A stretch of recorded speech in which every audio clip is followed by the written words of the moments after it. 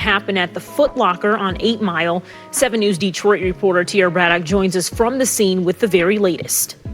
A very sad situation out here at the Foot Locker on 8 Mile in Kelly in East Point. 4 people shot, 2 people are dead, and 2 others are in the hospital, and police are still piecing together exactly what happened. A 21-year-old man from Detroit now facing serious charges in connection with a quadruple shooting over the weekend. The alleged shooter, his 19-year-old sister, turned herself in yesterday and is due in court tomorrow. Taylor got into a physical altercation with the group, one of whom had a gun. Seeing Taylor overpowered, his 19-year-old sister ran back to get her gun and then allegedly fired upon the group, killing 2 and injuring 1 from the group, as well as injuring Taylor.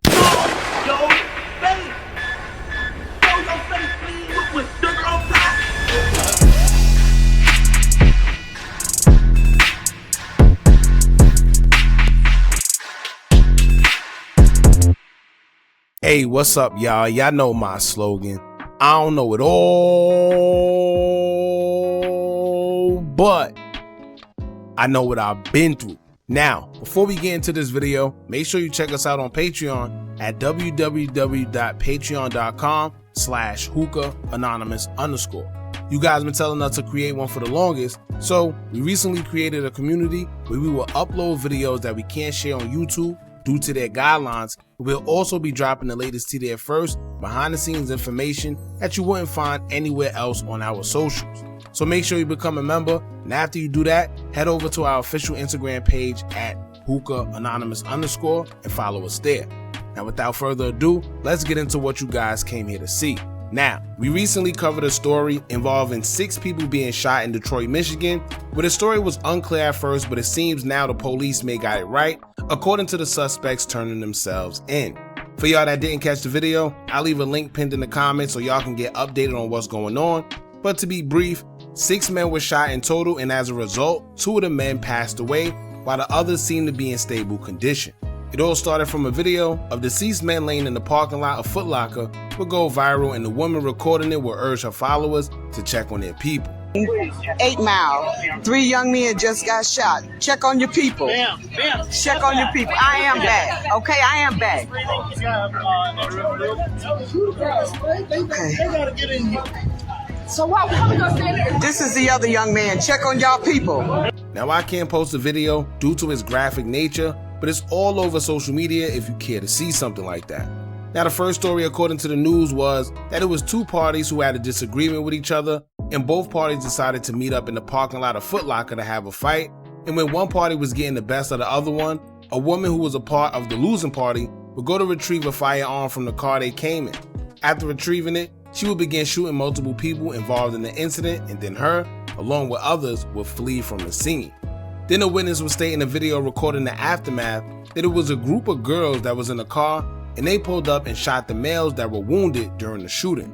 But then you had another story which stated that a man was with his girlfriend shopping in Foot Locker when he was spotted by his ops. That's when they decided to jump him until his girlfriend would pull out a firearm and begin shooting to defend her boyfriend from getting severely beaten, being that he was outnumbered. Now, that story was the only one that was the closest, but it's a few things that was missing as well. However, the story is very similar to what law enforcement is now saying transpired between the 2 suspects and the victims of the shooting. Now, the incident would take place on Saturday, May 3rd, 2025. According to police, around 2:50 p.m., 21-year-old DeJuan Jermaine Taylor of Detroit was with his 19-year-old sister in the parking lot of a Foot Locker on 8 Mile. Taylor would get into an argument with a group of people that sources say he knew, in which I'm assuming was his ops. At some point during the argument, things would turn physical as Taylor began fighting a group of guys, and according to Macomb County Prosecutor Pete Lucido, one of the guys in the group was armed with a weapon. Now keep in mind, they didn't say that he shot it, they didn't say that he brandished the firearm, they're just saying that he was armed with it. Now Taylor's sister spotted the firearm and would go to the car that they came in and grab a firearm of their own and would begin shooting everyone in the group that was fighting against her brother. In the midst of her shooting at the crowd, she also shot her brother in the process by mistake, being that it was a lot of people within the scuffle. After shooting the victims and her brother, both of them would flee the scene in a black 4-door sedan. However, police say before they would flee, Taylor would take a firearm and some magazines that was on the ground near one of the injured victims and also collect shell casings that dropped to the floor. The sister and brother duo got away, and police made it very clear that they were looking for the both of them, and I guess they both figured it would be a good idea to just turn themselves in to claim self-defense and not appear guilty.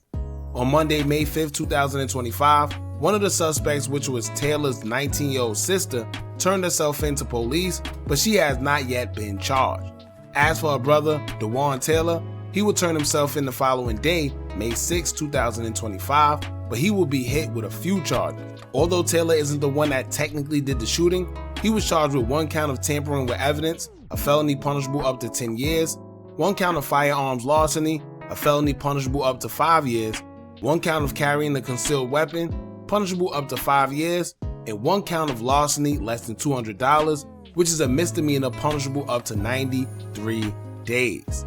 Taylor was remanded and currently being held in Macomb County Jail, where he will remain until his next court date, May 20th, 2025, and the $250,000 bond has been set. It said that if he's convicted on each charge, he could receive up to 20 years in prison.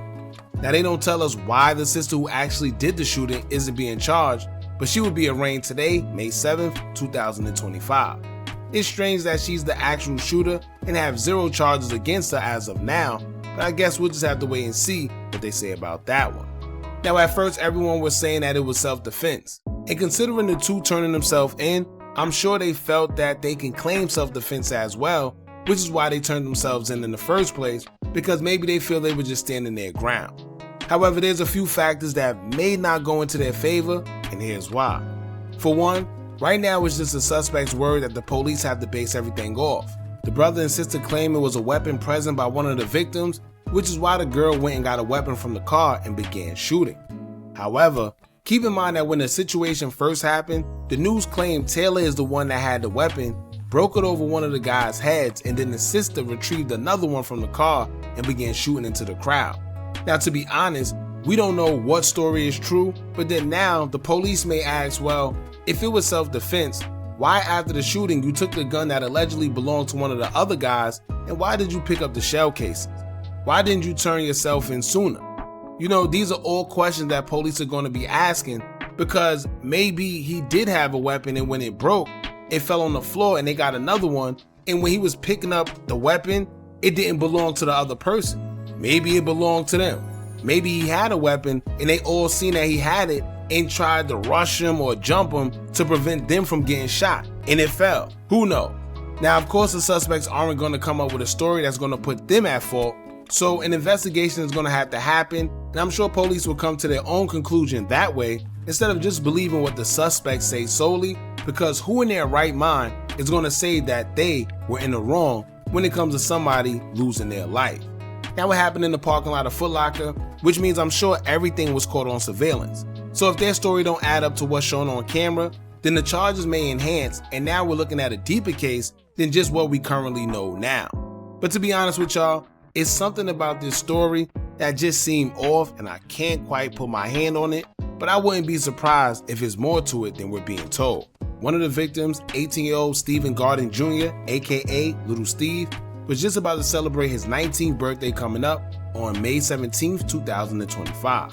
According to his father, Garden Sr., he states that the altercation that happened had nothing to even do with his son because his son was on vacation from North Carolina just to visit him and their family.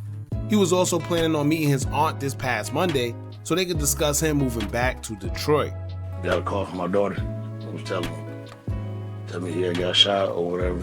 I went up there to go see about it, went up there to the scene. It had nothing to do with him. Little Steve came from North Carolina to visit his dad and extended family. This Monday, the 18-year-old was going to meet his aunt, Anthonyta Johnson, to share his plans to move back to Detroit. Little Steve's aunt will also speak on the female shooter, as she would say, quote, "I was thinking what she was thinking once it was done. Was she feeling remorseful? I mean, nothing could be done to change it." Now, speaking of that, right? I also wondered how are they going to handle her shooting all them guys? Being that she shot 6 total people and 2 of them actually passed away, and it's not yet clear if the victims actually did have a gun or not, would it still be considered self-defense?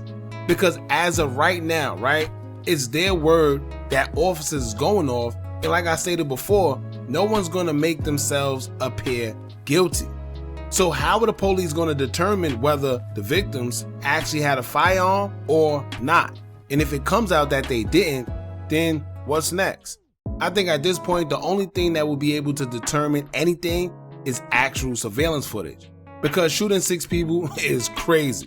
Not to mention, she had to be shooting wild because reports say she even shot her own brother in the process. So clearly she was shooting erratic, right?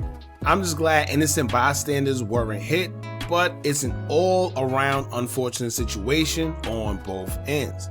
As more come out, I'll keep you guys updated, but as for now, don't forget to like, comment, share, and subscribe. Hit that bell so you're notified every time we drop new content. And remember, as long as you keep on watching, I'ma keep on dropping. And I'm out.